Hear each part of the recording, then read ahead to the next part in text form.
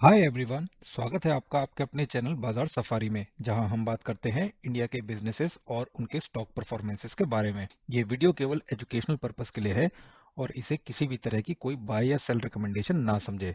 1977 में mister gratia Saldanha ने generic drug और एपीआई यानी कि एक्टिव फार्मास्यूटिकल इंग्रेडिएंट मैन्युफैक्चर करने वाली एक कंपनी स्टैब्लिश की थी। इस कंपनी का नाम था ग्लैनमार्क फार्मास्यूटिकल्स। मिस्टर ग्रासियस ने इस कंपनी का नाम अपने दोनों बेटे ग्लेन और मार्क के नाम पे रखा था। आप सोच रहे होंगे कि इस कंपनी के बारे में हम क्यों बात कर रहे हैं, हमें तो मार्क्सन फार्मा के बारे में बात करनी चाहिए थी। तो जिन लोगों को यह नहीं पता, उनकी इंफॉर्मेशन के लिए हम ये बता दें कि मार्क्सन फार्मा इसी ग्लेनमार्क कंपनी से 2003 में स्पन ऑफ होकर स्टैब्लिश हुई थी। 2001 से 2003 तक ये ग्लेनमार्क फार्मा की होली ओन सब्सिडरी थी, जहां मिस्टर ग्लेन सल्दाना ग्लेनमार्क के एमडी और चेयरमैन हैं, वहीं मिस्टर मार्क सल्दाना मार्क्सन के एमडी और चेयरमैन हैं। तो ये तो रही मार्क्सन के बिजनेस हिस्ट्री के बारे में। आइए बात करते हैं मार्क्सन फार्मा के हाल ही में आए क्वार्टरली रिजल्ट्स के बारे में। हमारी स्क्रीन पे कंपनी के कंसोलिडेटेड फाइनेंशियल रिजल्ट्स हैं। सारे नंबर्स मिलियंस में हैं, लेकिन आसानी के लिए हम करोड़ में बात करेंगे। कंपनी के रिजल्ट्स 13 अगस्त को रिलीज हुए थे। ये figure last year same quarter की है, वहीं ये फिगर्स पिछले क्वार्टर्स की है और ये फिगर्स इस क्वार्टर के रिजल्ट्स की है। तो चलिए देखते हैं कंपनी की परफॉर्मेंस कैसी रही। कंपनी ने इस क्वार्टर में 605 करोड़ की टोटल इनकम जनरेट करी, वहीं पिछले क्वार्टर में ये फिगर 576 करोड़ थी और लास्ट ईयर सेम क्वार्टर में ये 510 करोड़ थी। इस बार जो कंपनी ने टोटल रेवेन्यू जनरेट करे हैं, वो पिछले क्वार्टर और लास्ट ईयर सेम क्वार्टर से बेहतर है। कंपनी की टॉप लाइन में 18% की ईयर ऑन ईयर ग्रोथ है और क्वार्टर ऑन क्वार्टर बेसिस में ये ग्रोथ 5% है। बात करते हैं कंपनी के total comprehensive income for the quarter की, तो हम यहाँ देख सकते हैं कंपनी ने 92 करोड़ के नेट प्रॉफिट्स जनरेट किए हैं। वहीं ये फिगर पिछले क्वार्टर में 71 करोड़ थी और लास्ट ईयर सेम क्वार्टर में 87 करोड़ थी। इस क्वार्टर में कंपनी के नेट प्रॉफिट्स पिछले क्वार्टर से और लास्ट ईयर सेम क्वार्टर से बेटर आए हैं और बॉटम लाइन में ईयर ऑन ईयर बेसिस में कंपनी के नेट प्रॉफिट्स में 5% की ग्रोथ है, जो कि सेटिस्फैक्ट्री है। यहाँ पर मैं एक बात कहना चाहूंगा कि कंपनी की टॉप लाइन ग्रोथ तो बहुत अच्छी है, लेकिन वो ग्रोथ बॉटम लाइन में कन्वर्ट नहीं हो पा रही है। इसीलिए कंपनी के एक्सपेंसेस पे चलिए एक बार नजर डालते हैं। अगर एक्सपेंसेस में हम नजर डालें तो कंपनी के कॉस्ट ऑफ गुड सोल्स यानी ऑपरेशनल एक्सपेंसेस तो ठीक नजर आते हैं, लेकिन वहीं अगर हम कंपनी के अदर एक्सपेंसेस देखें, जो कि इस क्वार्टर में 119 करोड़ हैं और लास्ट क्वार्टर में 100 करोड़ थे और वहीं पिछले साल सेम क्वार्टर में 87 करोड़ थे। अगर मैं टोटल एक्सपेंसेस देखूं तो 485 करोड़ से 119 करोड़ तो अदर एक्सपेंसेस हैं, जो कि रफली रफली 25% है और लास्ट ईयर ये 20% था। तो कंपनी के अदर एक्सपेंसेस, जो कि ऑलमोस्ट 25% है, मेरी नज़र में बहुत ज़्यादा है और कंपनी को ये कंट्रोल करना चाहिए। चलिए देखते हैं कंपनी ने अपनी इन्वेस्टर प्रेजेंटेशन में क्या कहा है। हमारी स्क्रीन पर कंपनी की क्वार्टरली फाइनेंशियल ट्रेंड्स हैं। दोस्तों, हम ये देख सकते हैं किस तरीके से कंपनी के ऑपरेटिंग रेवेन्यूज बढ़ते जा रहे हैं। फाइनेंशियल ईयर 2023 में ये फिगर 486 करोड़ थी, जो कि फाइनेंशियल ईयर 25 में बढ़ के 591 करोड़ हो गई है।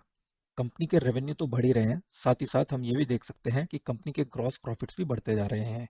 फाइनेंशियल ईयर 23 में कंपनी के ग्रॉस प्रॉफिट्स 200 करोड़ के आसपास थे, वहीं इस साल फाइनेंशियल ईयर 25 में ये फिगर 329 करोड़ हो चुकी है। कंपनी के ग्रॉस प्रॉफिट्स तो बढ़ ही रहे हैं, साथ ही साथ हम ये भी देख सकते हैं कि कंपनी के ग्रॉस प्रॉफिट्स मार्जिन भी बढ़ रहे हैं।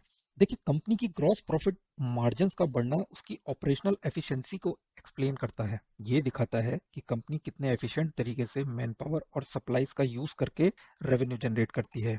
कंपनी की एबिटा फिगर यानी कि earning before interest tax depreciation and amortisation भी 20% के ऊपर नजर आती है, which is good and satisfactory. वहीं अगर हम कंपनी की पैट फिगर यानी कि प्रॉफिट आफ्टर टैक्स को देखें, तो हम ये देख सकते हैं कि फाइनेंशियल ईयर 23 से लेके फाइनेंशियल ईयर 25 तक पैट 14 से 15% के आसपास है, जो कि बहुत ही अच्छे हैं। आइए कंपनी की performance year on year basis पे भी देख लेते हैं। हम यहाँ देख सकते हैं कि किस तरीके से कंपनी के ऑपरेटिंग रेवेन्यूज फाइनेंशियल ईयर 17 में 767 करोड़ थे, वहीं फाइनेंशियल ईयर 24 में ये फिगर 2177 करोड़ हो गई है और कंपनी की ऑपरेटिंग रेवेन्यूज ऑलमोस्ट 14% कैगर से ग्रो कर रही है। वहीं ईयर ऑन ईयर बेसिस पे लॉन्ग टर्म में अगर हम देखें, तो फाइनेंशियल ईयर 2017 में कंपनी के एबिटा मार्जिन 5.8% हुआ करते थे, जो कि फाइनेंशियल ईयर 24 में बढ़ के 21.1% हो चुके हैं, जो कि बहुत ही इंप्रेसिव है। साथ ही साथ हम ये भी देख सकते हैं कि किस तरीके से कंपनी की नेटवर्थ फाइनेंशियल ईयर 17 में 440 करोड़ थी, जो कि बढ़कर फाइनेंशियल ईयर 24 में 5 गुना होकर 2086 करोड़ हो चुकी है। बात करते हैं कंपनी की नेट डेट की, तो हम यहाँ देख सकते हैं कि फाइनेंशियल ईयर 20 में कंपनी डेट फ्री हो चुकी थी। इन्वेस्टर्स उन कंपनी को प्रेफरेंस देते हैं जो डेट फ्री होती है, और कोविड में हमने देखा कि किस तरीके से लॉन्ग टर्म डेट कंपनी को बर्बाद कर देती है। कंपनी का डेट फ्री होना उसकी फाइनेंशियल स्ट्रेंथ को दिखाता है। अगर हम रिटर्न ऑन कैपिटल एम्प्लॉयड और रिटर्न ऑन इक्विटी को देखें तो हम ये देख सकते हैं कि फाइनेंशियल ईयर 21 से दोनों में थोड़ा बहुत डिप आया है। अगर कंपनी की आरओसीई हम फाइनेंशियल ईयर 20 से कंपेयर करें तो हम ये देख सकते हैं कि कंपनी का आरओसीई 27.8 से घट के 21.5 हो चुका है। वहीं अगर हम रिटर्न ऑन इक्विटी को भी देखें तो हम ये देख सकते हैं कि फाइनेंशियल ईयर 20 में ये फिगर 20.1% थी और फाइनेंशियल ईयर 24 में ये फिगर 16.4 हो गई है। कंपनी की घटती हुई आरओसीई और आरओई की वैल्यूज एक कंसर्न दिखाती है कि इसमें कंपनी को कंट्रोल करना चाहिए, और आने वाले ईयर्स में इन्वेस्टर्स की नज़र इन दो नंबर्स पे ज़रूर रहेगी। 2021 में कंपनी ने 92 तक के लेवल्स दिखाए थे, और उसके बाद प्राइस में करेक्शन होता है और शेयर का प्राइस फिर से 47-48 रुपीस तक आ जाता है। साल 2022 से कंपनी के शेयर के प्राइस में एक बहुत अच्छी ग्रोथ देखने को मिलती है, और शेयर का प्राइस 47-48 से बढ़ के हम ये देख सकते हैं 200 तक आ चुका है।